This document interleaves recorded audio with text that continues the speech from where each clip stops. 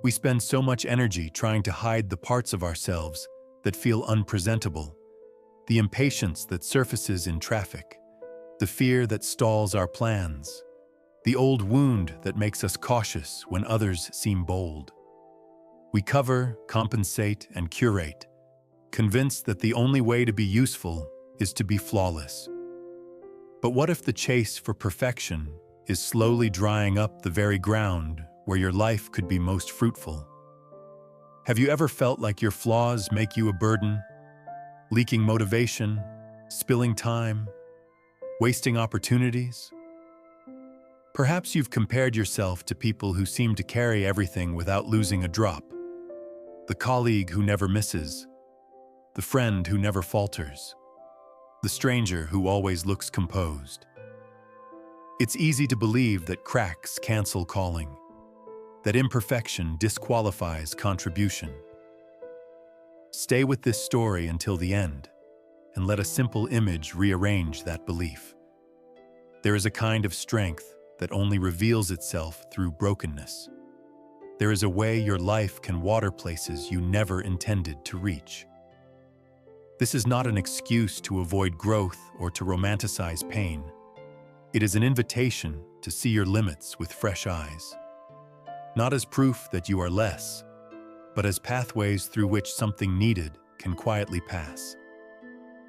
If you've ever wondered whether your shortcomings erase your value, this story might change how you measure worth, starting today. Long ago, in a quiet village nestled between low hills and winding streams, there lived a man whose daily task was to carry water from the river to his master's house. Across his shoulders, he balanced a long wooden pole, and at each end of the pole hung a clay pot. One pot was flawless, its surface smooth, its rim strong, its body whole. The other bore a crack along its side, a wound from some forgotten fall, a reminder that not all vessels endure the same way. Day after day, the man made his way down to the river. He filled both pots until they were brimming, and then carried them along the sun-beaten path back toward the house. But by the time he arrived, the cracked pot always delivered less. Water would escape through its fracture, dripping steadily onto the dust, leaving only half its measure when they reached the courtyard. While the perfect pot shone in its usefulness, the cracked pot felt nothing but shame. It began to compare itself, watching how proudly the unbroken vessel was placed upon the shelf, always filled, always reliable. By contrast, it imagined itself as a burden, flawed, wasteful, condemned to fail its purpose. Each step along the path was a reminder of what it could not hold. Inside, it longed to be whole, to be like its flawless companion, to carry its weight with dignity. Yet no matter how earnestly it tried, the crack could not be hidden. The water could not be kept. The days turned into months, and the little pot's sorrow deepened. It wondered if perhaps its only destiny was to disappoint, if there could ever be any worth in a vessel broken from within. One morning, as the man bent to fill the two pots at the river's edge, the cracked vessel could no longer keep its sorrow silent. With a trembling voice it spoke, "Master, I am ashamed. Every day I lose what you entrust to me. While the other pot arrives full, I arrive half empty. I have failed you again and again. Why do you keep me at all?" The man paused, lifting the pole onto his shoulders. His eyes softened with a quiet knowing. He did not rebuke the pot, nor dismiss its lament. Instead, he began the long walk home as always, the morning sun pouring light through the trees. Only this time, he said, "Look carefully at the path on your side. Notice what lines the ground where your water falls." The pot, puzzled, turned its gaze outward. To its astonishment, flowers spilled across the roadside, wild blooms of every hue bending in the breeze. Their petals shimmered in the light, delicate and alive. The pot had traveled this path for months, yet had never seen them with such clarity. Along the other side, the ground was dry, bare, silent. But here, where drops had fallen from its own brokenness, life stretched upward in a living carpet. "You see," the man continued, "I planted seeds on your side of the path, knowing your crack would water them. Each day you felt you were wasting, you were actually giving. Each drop that slipped away became a gift the earth was waiting for. Without your flaw, this beauty would not exist." The little pot fell silent. Its shame was interrupted by wonder, its self-contempt pierced by a strange new thought. Perhaps the very wound it despised had been the reason for a hidden harvest all along. From that day onward, the cracked pot saw the journey with new eyes. What once felt like humiliation now shimmered with possibility. As the man filled it at the river, the pot noticed each drop escaping was not simply lost. It was a promise falling into the soil. Still, the path ahead was not without struggle. At first, doubt returned like a shadow. "Perhaps those flowers would have bloomed anyway," the pot reasoned. "Maybe the master only tells me this to ease my shame." The crack still stung with weakness. Each drip still echoed like failure. Meanwhile, the perfect pot remained whole, steady, admired. The contrast between them gnawed at the little vessel's spirit. Yet day after day, the man continued his task. The pot observed the blooms lengthen, their stems rising taller, their colors deepening with each sunrise. Children from the village would sometimes wander down the lane to gather blossoms, bright yellows for their mothers, soft blues for their sisters, clusters of red to decorate the market. Laughter followed them, and for the first time the pot wondered if perhaps it had a share in that joy. But not everyone saw value in what it offered. The flawless pot, standing beside it on the shelf, would mutter, "I carry my full weight, while you arrive half empty. You should be ashamed, not proud." The words pierced deeply. The cracked pot still wrestled with the sense that it was lesser, that usefulness must mean perfection. On some mornings, the pot wished it could seal its crack, hide its flaw, prove itself strong. But then, on the walk home, the fragrance of blossoms brushed its surface. The sight of color spilled across the path, whispered a different truth. Slowly, the pot began to notice how travelers lingered on that side of the road, pausing to rest in the shade, smiling at the beauty. Merchants laid down their loads for a breath. Lovers strolled hand in hand. Children chased butterflies. That half-emptiness was creating a world that the other side of the road never knew. The test was not only in carrying water, but in learning to carry meaning. The cracked pot had to endure the sting of comparison, the loneliness of being misunderstood, the temptation to despise itself. Each day became a struggle between shame and acceptance, between self-contempt and hidden purpose. And then came the turning point. One evening, as the sun melted into crimson along the horizon, the man stopped halfway up the path. He laid down the pole and gestured for the pot to look back.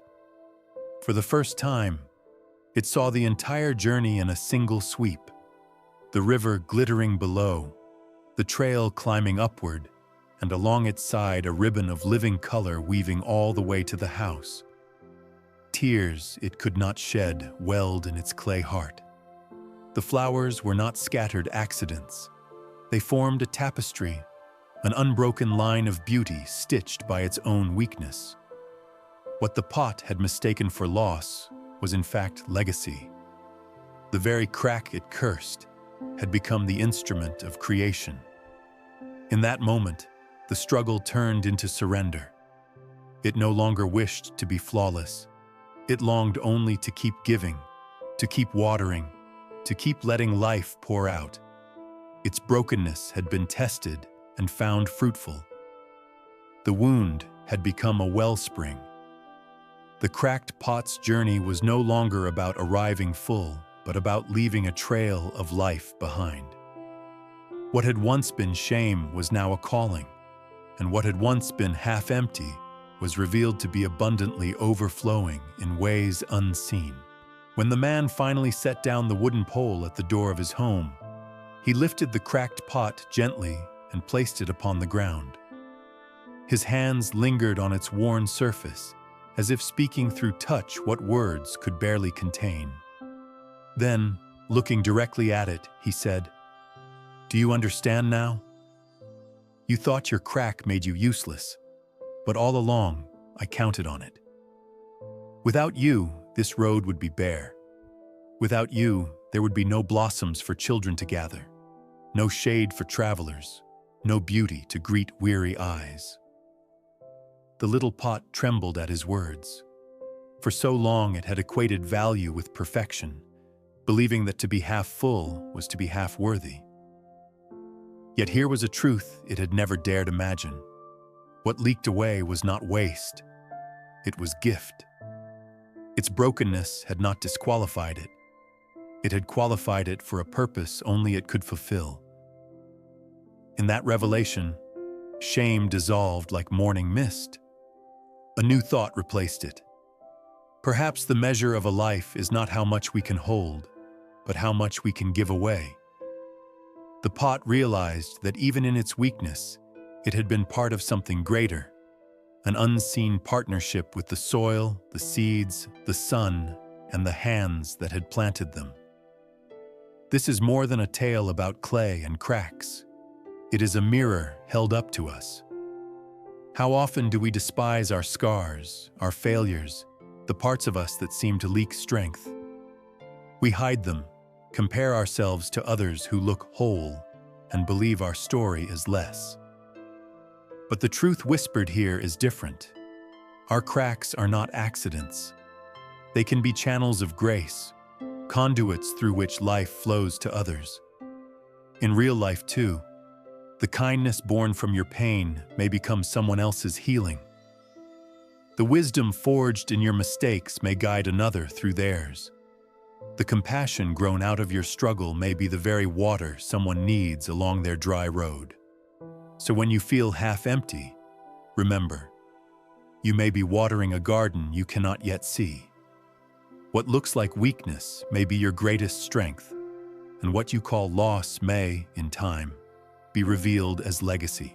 As the seasons turned, the flowers along the path became a landmark in the little village. Travelers would speak of the road of blossoms, a stretch of earth where beauty seemed to spring effortlessly.